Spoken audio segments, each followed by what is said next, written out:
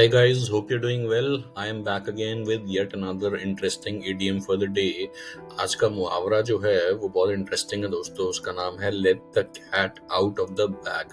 अब इसका मतलब समझिए. इसका मतलब होता है to accidentally reveal a secret, या कोई प्राइवेट इंफॉर्मेशन किसी को आप बता देते हैं एक्सीडेंटली, मतलब नॉट इंटेंशनली बट एक्सीडेंटली बता देते हैं. तो किसी का रहस्य खोल देना या भेद बता देना, अक्सर कोई चीज जो है वो अनजाने में बता देना, उसको कहते हैं let the cat out of the bag. ठीक है, इसको एग्जाम्पल से समझेंगे आप. उसमें तो देख लिया होगा आपके सामने जो इमेज है उसमें कैट दिखा रखी है, वो एक सिंबॉलिक है.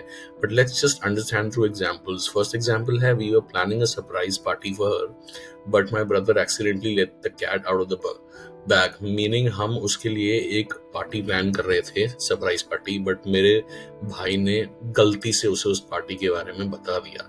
Late the cat out of the bag. Next is, I tried to keep the news of the promotion quiet but one of my colleagues let the cat out of the bag. यानी मैं कोशिश कर रहा था कि मैं अपने promotion की बात को जो है वो छुपा के रखूं, पर मेरे एक दोस्त ने गलती से वो सबको बता दी. He let the cat out of the bag.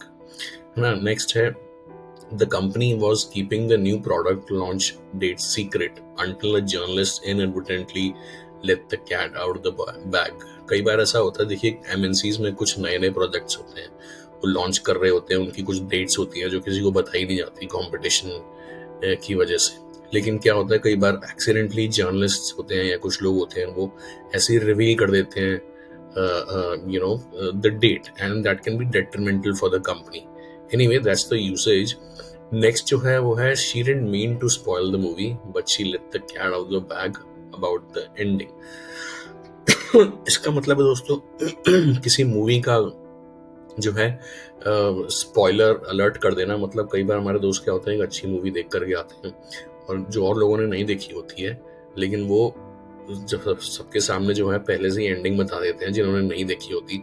So they basically let the cat out of the bag before anybody could even see it. है ना, ये हमने अपने फ्रेंड्स में देखा होगा. Next example, if you want the engagement to remain a secret you must be careful not to let the cat out of the bag. I think यहाँ पे दो लोगों की बात हो रही है, जहाँ पे शायद एक व्यक्ति कह रहा है दूसरे से कि अगर आपको अपनी एंगेजमेंट को सीक्रेट रखना है तो आपको बहुत केयरफुल रहना पड़ेगा कि कहीं भी इस बात का जिक्र ना किया जाए. You should not let the cat out of the bag. Next example, he realized he had let the cat out of the bag when he saw the shocked look on everyone's faces. यहाँ पे किसी व्यक्ति की बात हो रही है जहाँ पे एक लड़का जो है वो आई थिंक उसने कुछ एक्सीडेंटली रिवील कर दिया है सबके सामने, और वो उसे ऐसे पता चलता है क्योंकि सबके जो एक्सप्रेशंस होते हैं उनके फेसेस पे, वो उनको बता देता है कि हाँ भाई आपने वो जो है इन्फॉर्मेशन वो रिवील कर दी है. ठीक है, next is, the entire plan was ruined the moment someone let the cat out of the bag on social media. कई बार ऐसा होता है दोस्तों, हम कुछ प्लान बना रहे होते हैं बाहर घूमने का, and we keep it a secret among 3-4 people. सिर्फ छोटा सा ग्रुप होता है और बोलते हैं कि बाकी लोगों को बताने की जरूरत नहीं है. लेकिन मान लीजिए किसी ने उसमें से एक ने सोशल मीडिया पे डाल दिया कि भाई हम ऐसी ऐसी जगह जा रहे हैं, या फिर that is what we are planning to do. That can actually ruin the whole thing, sometimes ruin the whole plan, because accidentally या लापरवाही के कारण जो है वो the person actually let the cat out of the bag on social media. Next is, I was going to surprise my parents with a trip but my younger sister let the cat out of the bag last night. इसका मतलब है कि भाई यहाँ पे एक लड़का है, वो कह रहा है मैं अपने पेरेंट्स को सरप्राइज करने वाला था, उनको बिना बताए घर आने वाला था, लेकिन जो मेरी बहन है उसने पहले से ही मेरे पेरेंट्स को बता दिया. She actually let the cat out of the bag. ये होता रहता है, आई एम श्योर आपने देखा होगा. सो दोस्तों ये था आज का इडियम. आई होप बड़ा इंटरेस्टिंग इडियम है ये. आप लोगों को ऑलरेडी हिंदी में तो पता ही था, मुझे मालूम है, बट इंग्लिश में अब आपको देखिए पता चल गया है कि इसको यूज कैसे करना पड़ता है. And please excuse my voice today, मेरी तबीयत जरा ठीक नहीं है, उस कारण जो है कुछ खांसी है.